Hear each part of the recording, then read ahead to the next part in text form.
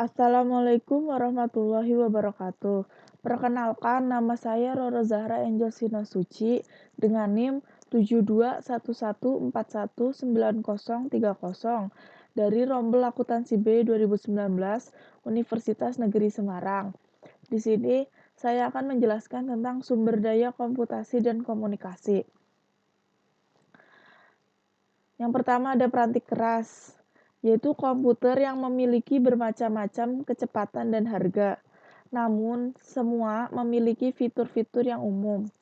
Fitur-fitur yang menjadi perhatian kita adalah prosesor, memori, kapasitas penyimpanan, dan alat input dan output.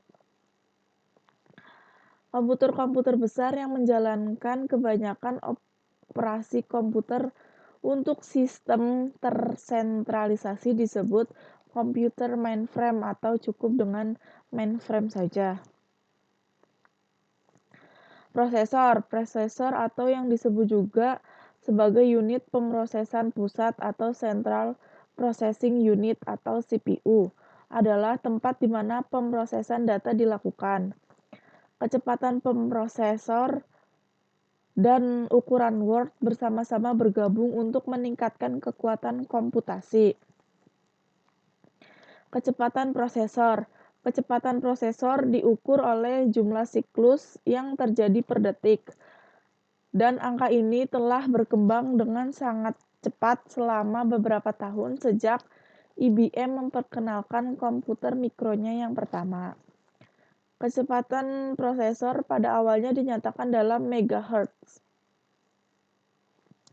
Memori disebut juga dengan Random Access Memory atau RAM, mengacu pada area penyimpanan yang terdapat pada papan sirkuit komputer. Memori adalah barang yang rentan karena isinya akan hilang ketika daya komputer dimatikan. Memori dalam sebuah komputer sangatlah cepat jika dibandingkan dengan mengakses data di sebuah alat komputer.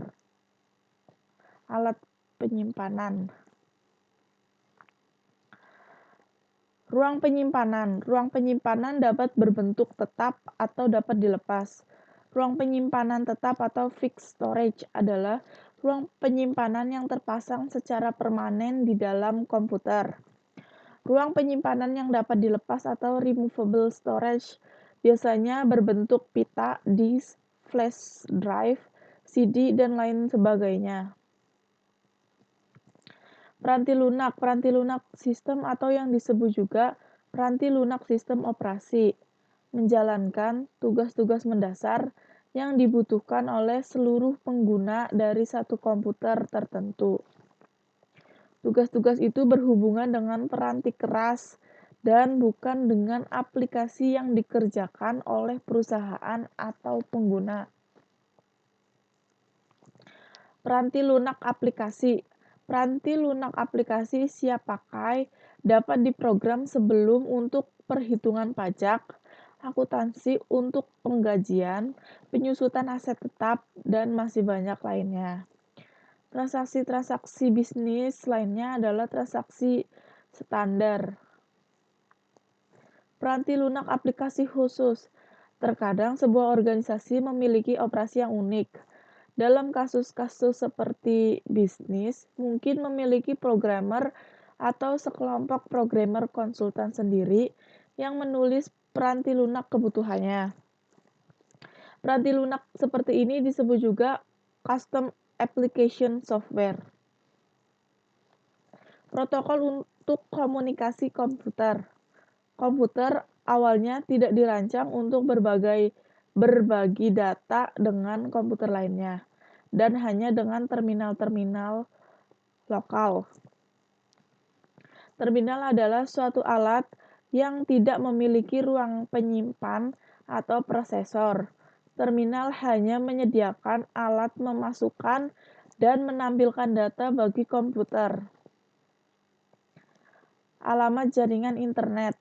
Alamat IP adalah tempat bagian kumpulan angka yang masing-masing antara 0 hingga 255 yang dipisahkan oleh titik. Bagian-bagian alamat tersebut menunjukkan jaringan, host, subjaringan, dan komputer yang sedang dituju. Contoh dari alamat IP yaitu alamat yang digunakan oleh Universitas of North Carolina di Wilmington.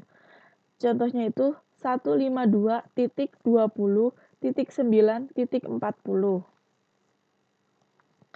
Jenis-jenis jaringan. Yang pertama, ada jaringan lokal atau local area network. Yang kedua, jaringan area metropolitan atau metropolitan area network. Yang ketiga, ada jaringan area luas atau wide area network. Yang keempat, ada internet. Sekian penjelasan dari saya. Kurang lebihnya mohon maaf. Wassalamualaikum warahmatullahi wabarakatuh.